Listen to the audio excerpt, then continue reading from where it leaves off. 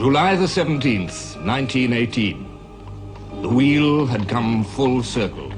Once again, as in 1914, all the war, all its potential, all its hopes and fears and deceitful promises was centered on the river Marne. And on the Marne, the war had reached a brief moment of equipoise.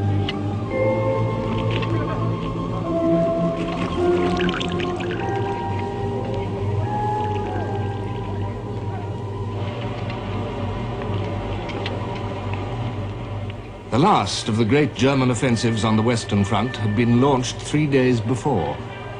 By July the 17th, it had been halted by the combined efforts of French, British, and American troops. General Ludendorff gave orders for the attack to cease. A continuation of the offensive would have cost us too much. General Foch, Commander-in-Chief of the Allied armies, asked, what indeed had been the results of this Friedensturm, which it had been so loudly proclaimed was to bring peace by one victorious rush? Nothing but bitterness and deception, forerunners of defeat. On the night of July the 17th, Ludendorff traveled northward to the headquarters of Crown Prince Ruprecht of Bavaria to discuss the final offensive against the British army, which had always been his main intention. For the few quiet hours while the equipoise lasted, the Germans remained unsuspecting.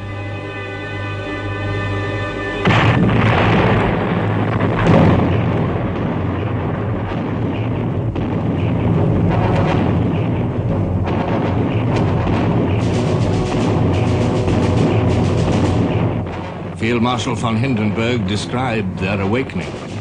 Suddenly, a violent hail of shells descended on the back areas.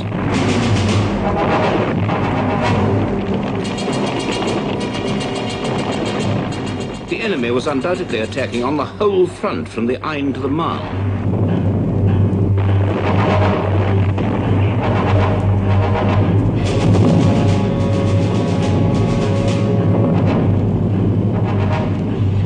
350 French tanks rolled into the attack. American divisions spearheaded the main French onset. Really, we started out recklessly, like a holiday it was, because we didn't see any dead people yet, no one was killed yet. So we started out, we followed the barrage, and the first Germans we saw dead were in the first line. We leapfrogged that line, we followed our barrage, it continued, we followed it to the second line of German trenches. There too, a lot of Germans were killed by our barrage, and there wasn't much opposition the first half hour or so.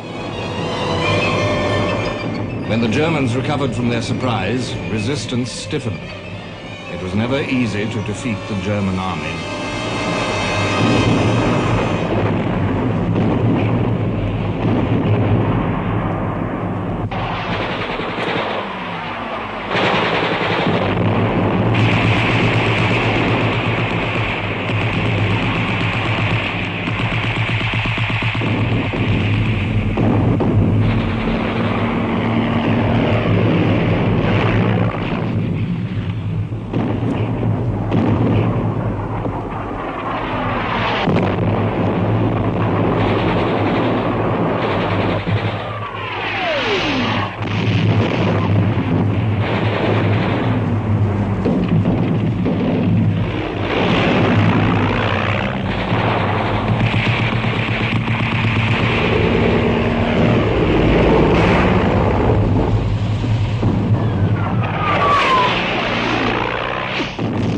On July the 29th, Mangin wrote, "The struggle is very hard. We've had some success, but the Boche is holding firmly onto the swing door which I'm trying to close."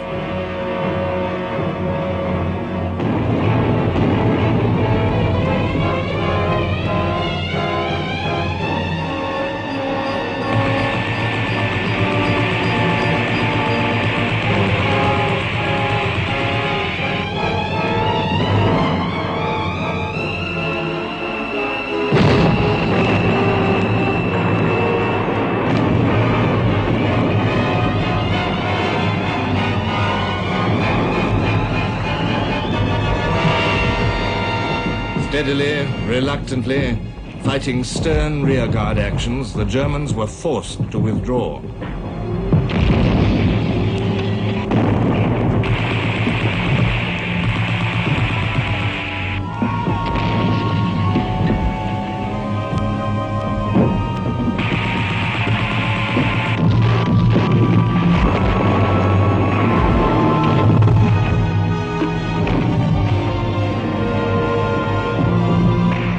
Once again, the tide had turned. Once again, the German army was retreating from the River Marne.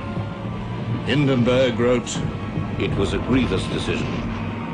How the enemy would rejoice if the word Marne were to mean a revolution in the military situation for the second time. Paris, and indeed all France, would breathe again. What would be the effect of this news on the whole world? We realized how many eyes and hearts would follow us with envy, hatred, and hope. the Germans had to bow to the inexorable. On August the 2nd, they evacuated Soissons. By August the 5th, the Second Battle of the Marne was over.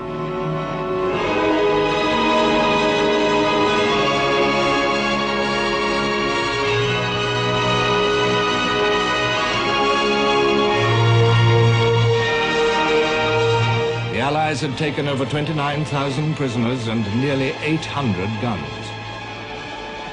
The German High Command understood the significance of what had been done.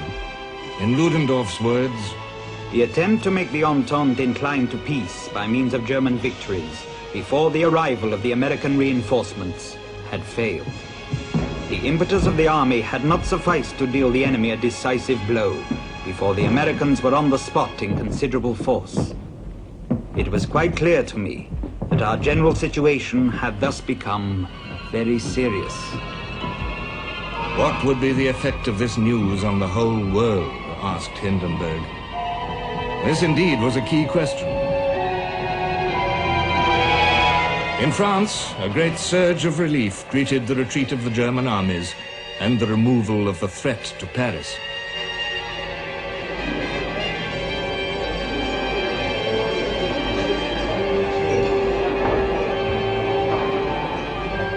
In America, there was pride at the part played in these great events by the young army of the Republic. These July battles were America's first awakening to the harsh truths of the war. American losses had been heavy as their high-spirited but inexperienced soldiers stormed into the attack. General Mangin, who commanded them, said, You rushed into the fight as though to a fate. American comrades, I am grateful to you for the blood so generously spilled on the soil of my country. In Britain, the news of victory, after months of anxious waiting, months of shocked awareness of German strength, was treated with care. On August the 4th, as the battle was ending, Lord Rothermere wrote in the Sunday Pictorial, We are still very far from our goal, and we ought soberly to confront the situation as it now exists. Germany in 1918 had displayed to the world such ruthless force that men might well doubt the possibility of its waning. Yet in Germany, as the Battle of the Marne developed and the news of it reached the people, uneasy voices were heard and would not be stilled. The Cologne Gazette reported, Reviewing events at home during the 4th year of the war, the inference is obvious that a true offensive spirit is lacking at home. In this connection, there is no more instructive comparison than that of our arch-enemy, Great Britain. For Britain's home front has no loopholes and no weak spots. the British government might ruefully smile to learn that Britain had no weak spots. There was a strike of munition workers in Coventry and Birmingham at the very climax of the Battle of the Marne. There was a strike of women operating London buses and trams, followed by the threat of another by women workers on the Underground. There was a strike in the Yorkshire coalfields, coinciding with the disclosure of a serious Allied shortage of coal. There were searching queries by an ex-minister, Lord Lansdowne, about the very object of the war itself. There were continuing shipping losses, still in excess of new building. There were food shortages and a frightening influenza epidemic. There was a ferocious agitation against enemy aliens in Britain. A petition with 1.25 million signatures demanded the internment of every alien forthwith.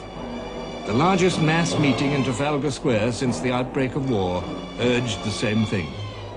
This rage against aliens displayed the hysterical element in Britain's will to victory. A letter to the Times said, At last, the view of Germany as she really is dawning on the British people.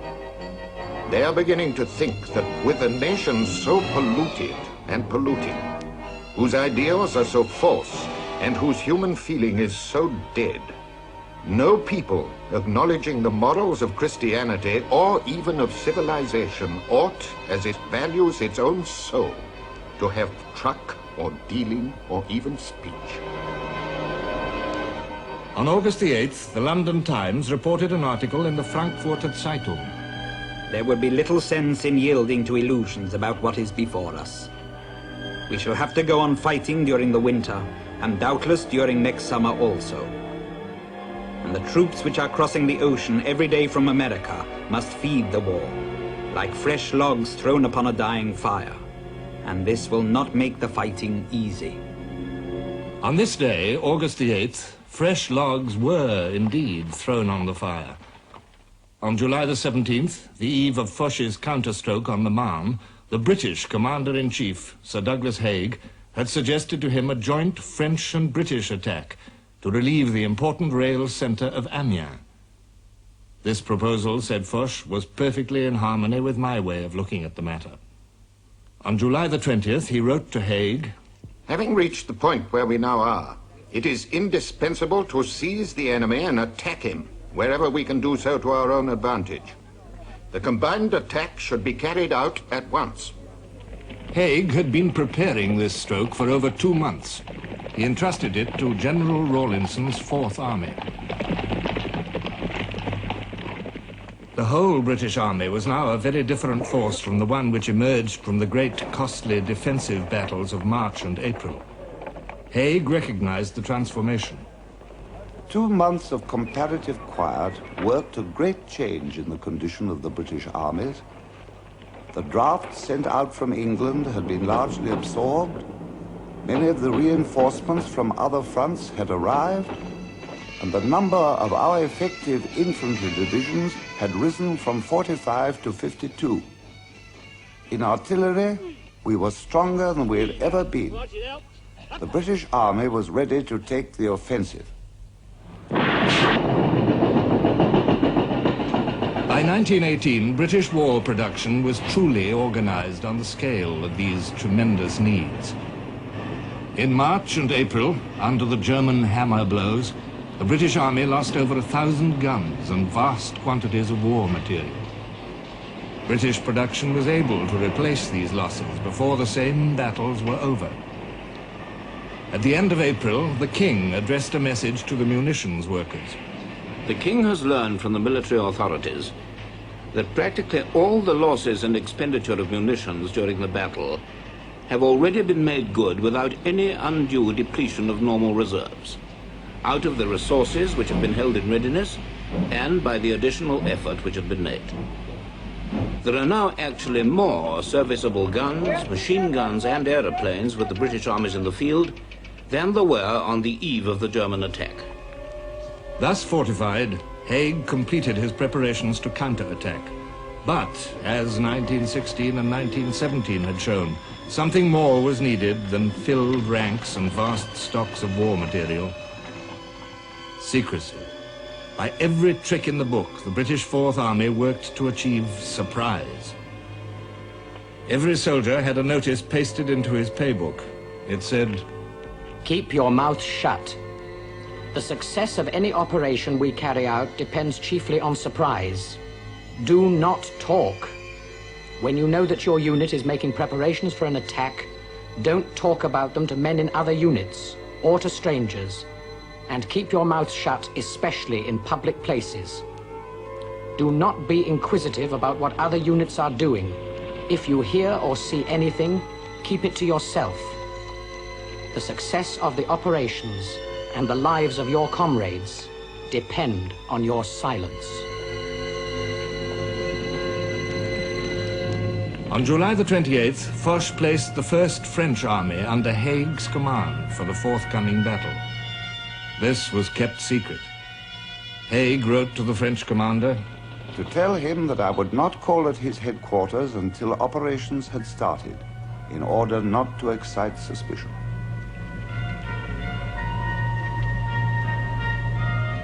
Behind the Australians was massed another formidable fighting unit, the Canadian Corps, nearly 100,000 strong.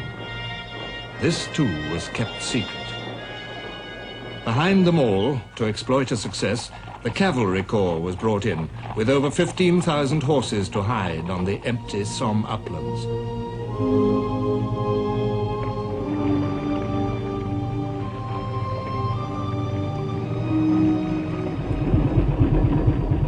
Over 2,000 guns were assembled, also in secrecy.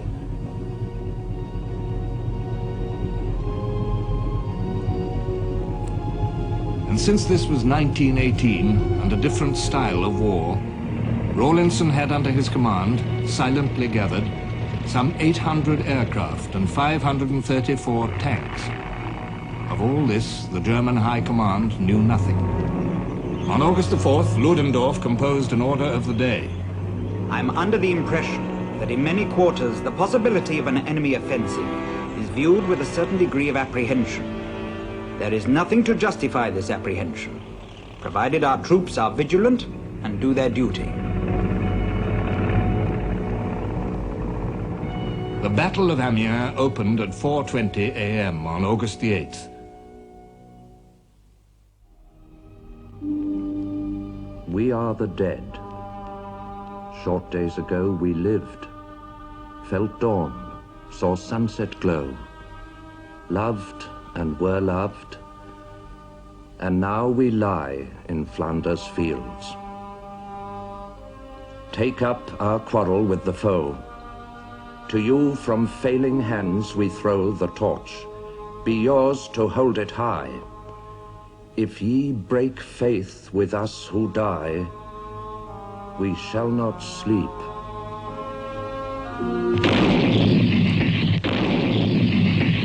O guns, fall silent till the dead men hear above their heads the legions pressing on.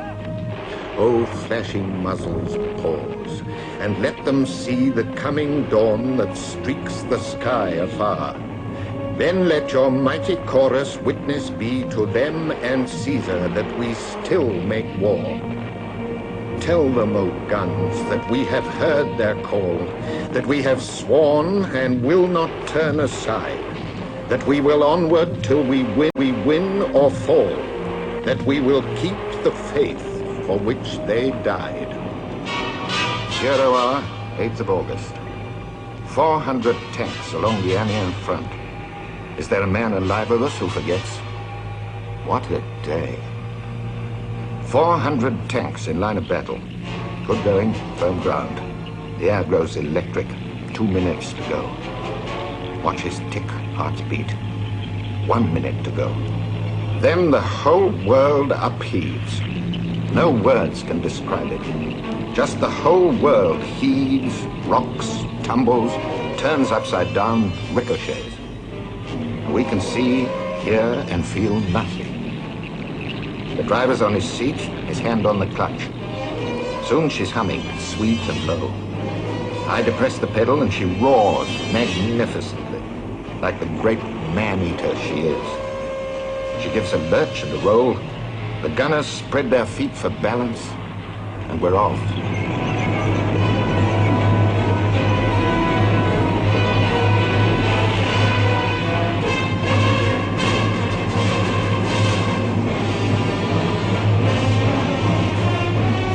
Going was marvelous. Grass was just like you'd put in your front garden, just like a bit of Cumberland turf. It was springy. You felt you were in for a joyride.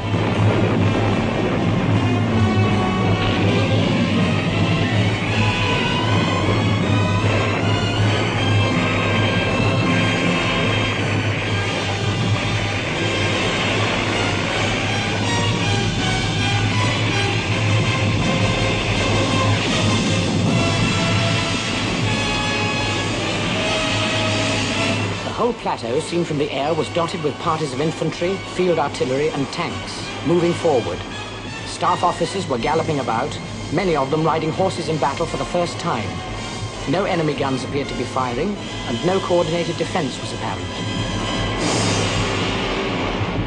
Only the Royal Air Force lacked the sense of overwhelming victory that day. During the hours that elapsed between the opening of the battle and the lifting of the morning mist, the Germans had time to summon air reinforcements to the Somme. As the British planes took off to fulfill their bombing missions against bridges, communications, and troop concentrations, German squadrons assembled against them. The Richthofen squadron appeared. Baron Manfred von Richthofen, the most famous air ace of the war, was dead now, but his squadron, led by Captain Hermann Göring, was still a crack unit, a fearsome opponent to meet.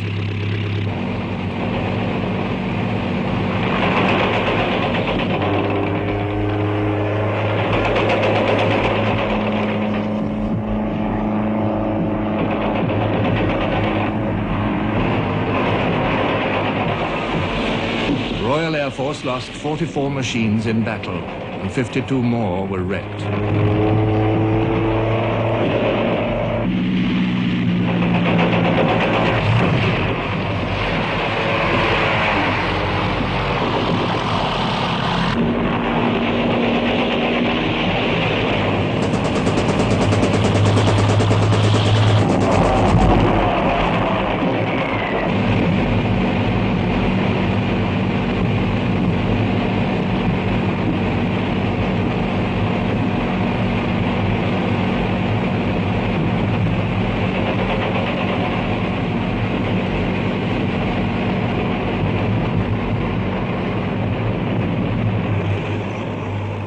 On the ground, the battle flowed forward towards its unmistakable meaning.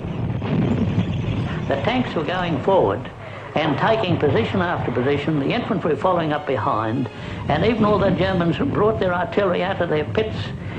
It was of no avail that the Australians got all around them.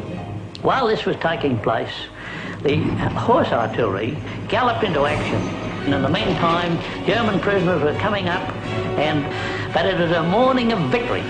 You could feel the hair prickling up your spine with excitement because we knew that that was going to be the end of the war.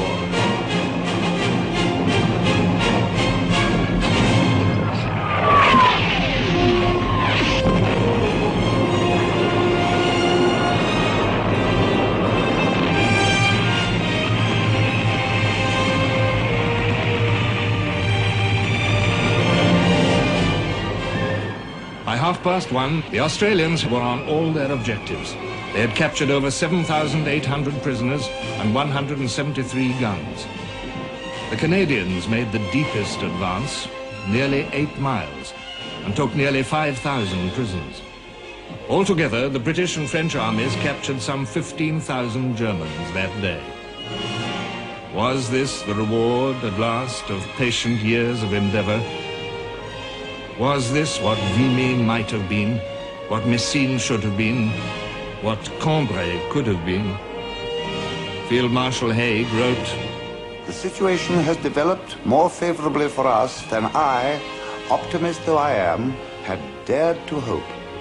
Ludendorff wrote, August the 8th was the black day of the German army in the history of this war. This was the worst experience that I had to go through.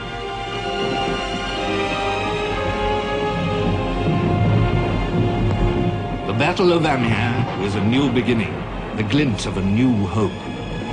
The advance slowed, but the feel of a great occasion did not diminish. German resistance stiffened as usual, and each mile gained brought the British nearer to the old, devastated Somme battlefields of 1916, a dreadful wilderness to fight in. But Amiens, on August the 8th, struck such a blow at German morale as it had never sustained before. As the German support divisions moved up, they met men who shouted to them, "You want to prolong the war? If the enemy were only over the Rhine, the war would be over. We thought we'd set the thing going. Now you fools are corking up the hole again." Ludendorff was appalled at the reports which reached him. Everything I had feared had here, in one place, become a reality. Our war machine was no longer efficient. The 8th of August put the decline of our fighting power beyond all doubt. The war must be ended. More slowly now, but steadily, the Allies pressed forward. On August the 11th, there was a meeting of the German Supreme Command. Ludendorff offered his resignation, but it was not accepted. The truth, however, could not be disguised. The Kaiser told his generals, I see that we must strike a balance. We have nearly reached the limit of our powers of endurance. The war must be ended. The war must be ended. At last, the realization came home. At last, the leaders of the German army, the mightiest instrument of power that the world had seen, knew that they could not win. The London Times wrote, The new Franco-British offensive, initiated under the command of Sir Douglas Haig, is one of the most gratifying surprises of the war. It surprised the British public just as much as the enemy, for never has a secret been better kept. Daunted by the collapse of so many false hopes in years past, the British public only hesitatingly comprehended what its army had achieved. In Germany, and among her weakened and wearied allies, realization came more swiftly.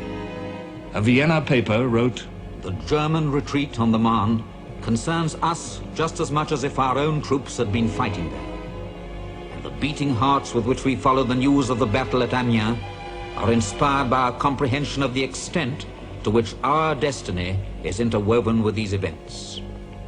Austria needed peace, Bulgaria needed peace, Turkey needed peace. Now Germany was learning that she too needed peace. But what sort of peace? The voice of the Junker insisted, I should like to say to our people, do not lose your nerves. Do not become sentimental. Show a hard face to your enemies and say plainly to them that you need this and need that, and therefore will keep that much of what you have taken from them, because you are the conquerors.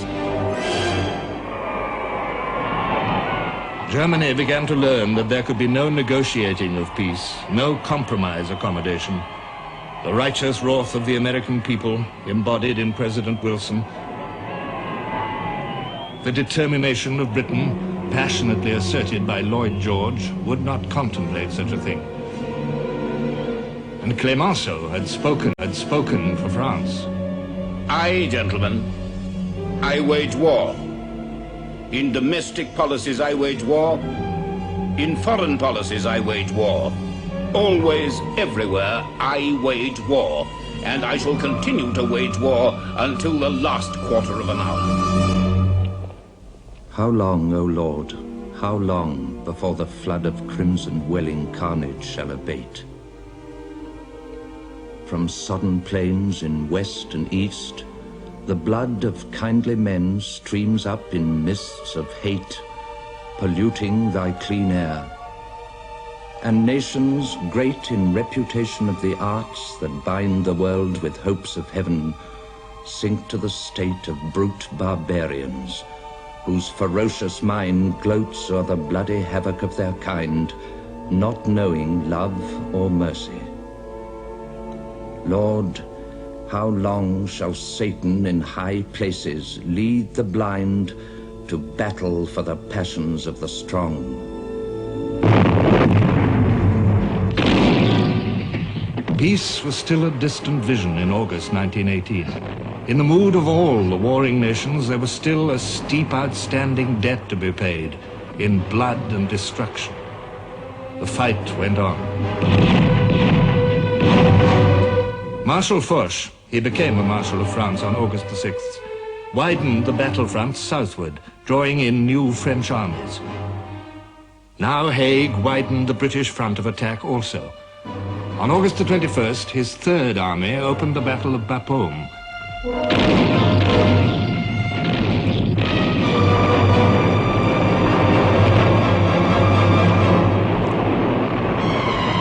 Bapaume fell to the New Zealanders on August the 30th. In this battle, the British captured 34,000 men and 270 guns. Before it ended, Haig flung in his first army, attacking still further to the north, along the River Scarpe.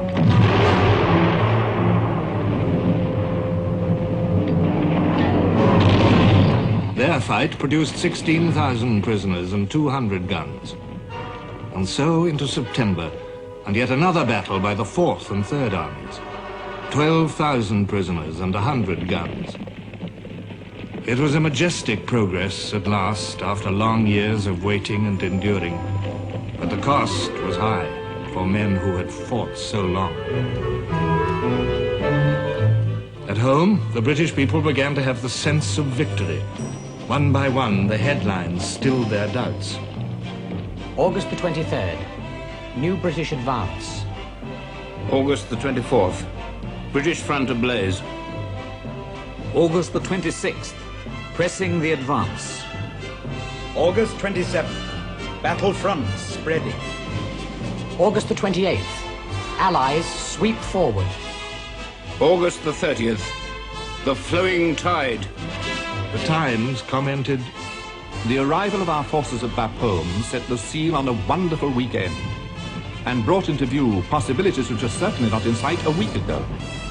The Germans are retreating at such a pace that people are beginning to ask whether they'll be able to stand on the old Hindenburg line. The sense of victory gripped the Allied commanders. Haig told his generals, Risks which a month ago would have been criminal to incur ought now to be incurred as a duty. Yet there remained between the Allies and the growing vision of victory a great and formidable obstacle, the Hindenburg Line. Here the German soldiers, dispirited, tired, gravely weakened in numbers, might be expected to make a stand and display again that stubborn courage in adversity which had sustained them so often before. As September drew to an end, it became clear that only the whole strength of the Allies on the Western Front could guarantee Germany's overthrow. Marshal Foch coined a slogan, Tout le monde à la bataille. Everyone go to it.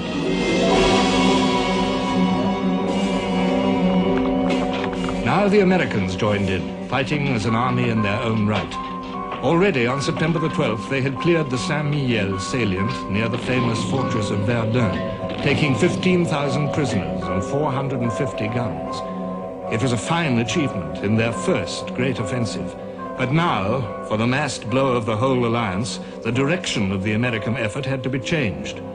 By a tremendous feat of organization and administration, the ever-expanding American army was shifted to the Argonne to strike northward, while the French and British marched east.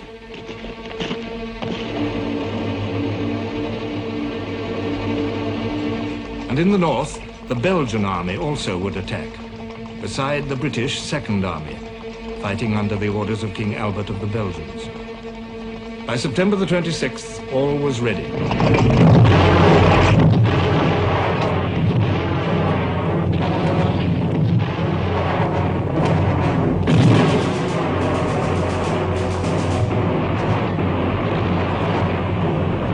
The French and Americans struck hard. Then the haste with which the attack had been mounted told against them. The Americans suffered heavy casualties. These they could have borne in the enthusiasm that impelled them. But on this desolate ground, their transport broke down. Supplies could not be got to the troops in action.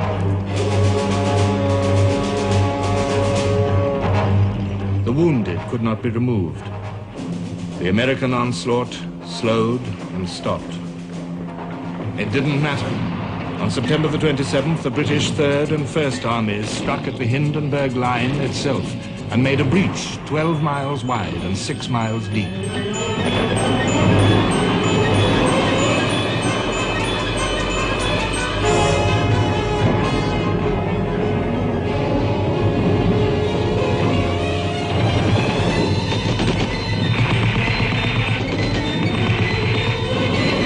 When we got to the wire there, it was terrific. It was about 4 foot high, and I would say about 15 yards wide. But the tanks who'd gone in front of us They had ploughed through it like a ship in the sea, and we had no difficulty at all in walking in their tracks through the wire. We also got over the Hindenburg front line. On the 28th, the Second Army and the Belgians took up the tale at Ypres and crossed the entire battleground of Passchendaele, where the British had fought for 3 bloody months in 1917 in one day.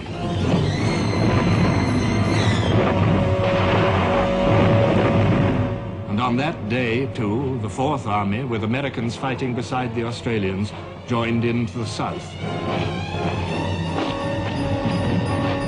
In obstinate rearguards and heroic groups, parts of the German army continued to battle on by virtue of soldierly instinct and tradition. But other parts of it, chalked on the railway wagons that took them to the front, slaughter cattle for Wilhelm and Sons. Hindenburg wrote, What terrible demands were made in these few weeks on the physical strength and moral resolution of the officers and men of all the staffs and formations. The only order issued in many cases was simply, hold out to the last, hold out. What a renunciation after so many glorious days of brilliant victories. I was faced with the question, the worst of all questions, when must the end be? The end of slaughter, the end of lunatic damage, the end of hate. The end must be now, at once. But how could it be achieved? Victors and defeated alike met the problem with bewildered stares. War is easy to declare, but peace in 1918 was an elusive prize.